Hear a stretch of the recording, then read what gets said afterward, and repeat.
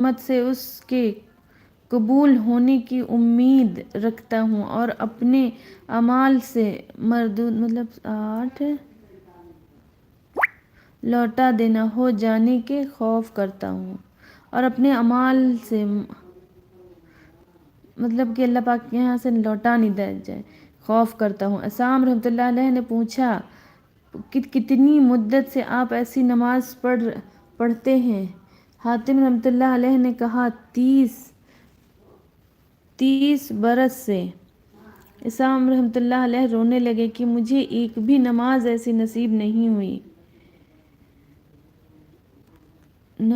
کہتے ہیں کہ حاتم رحمۃ اللہ علیہ کی ایک مرتبہ جماعت فوت ہو گئی چھوٹ گئی جس کا بے حد اثر تھا۔ ایک دو ملنے والوں نے تعزیت کی 10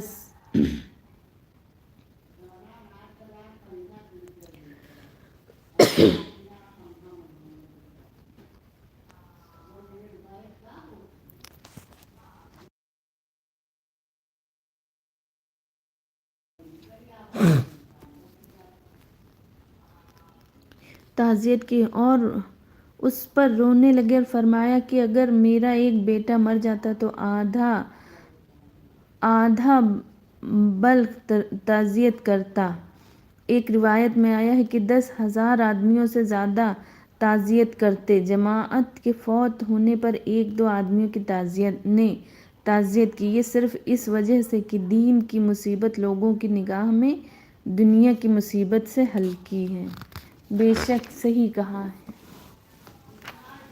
کہ اگر انہوں نے کہا بیٹا مر جاتا تو آدھا شہر کتنے لوگ تعزیت کرتے، لیکن میری نماز چھوٹ گئی تو ایک لوگوں نے تعزیت کی، تو وہ دنیا کی پریشانیوں کو آخرت کی پریشانیوں سے دنیا کی پریشانیوں کو بہت زیادہ سمجھتے ہیں۔ حضرت سعید بن المسیب رحمۃ اللہ علیہ کہتے ہیں کہ 20 برس کے عرصے میں کبھی بھی ایسا نہیں ہوا کہ اذان ہوئی ہو اور میں مسجد میں پہلے سے موجود نہ ہوں۔ محمد بن واس رحمۃ اللہ علیہ کہتے ہیں کہ مجھے دنیا میں صرف 3 چیزیں چاہیے: ایک ایسا دوست ہو جو میری لغزشوں پر متنبہ کرتا رہے، لغزشوں پر غلطیوں پر متنبہ کرتا رہے،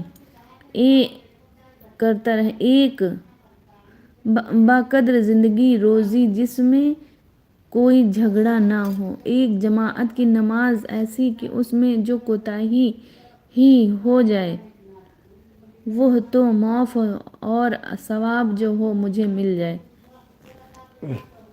حضرت ابو عبیدہ بن الجراح رحمۃ اللہ علیہ نے ایک مرتبہ نماز پڑھائی۔ نماز کے بعد فرمانے لگے کہ شیطان نے اس وقت مجھ پر ایک حملہ کیا، میرے دل میں یہ خیال ڈالا کہ میں افضل ہوں، اس لیے کہ افضل کو امام بنایا جاتا تھا، آئندہ کبھی بھی نماز نہیں پڑھاؤں گا۔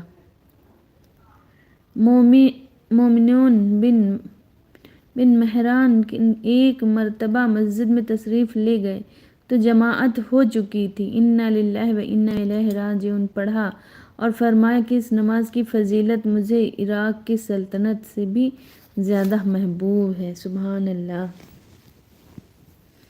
کہتے ہیں کہ حضرت کرام میں سے جس کی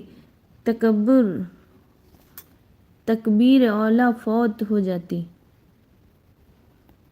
3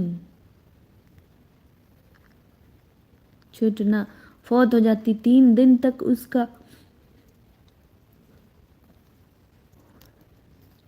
رنج کرتے تھے، اور جس کی جماعت جاتی رہتی 7 دن تک اس کا افسوس کرتے تھے۔ بکر بن عبداللہ رحمۃ اللہ علیہ کہتے ہیں کہ اگر تو اپنے مالک سے اپنے مولا سے بلا واسطہ بات کرنا چاہے تو جب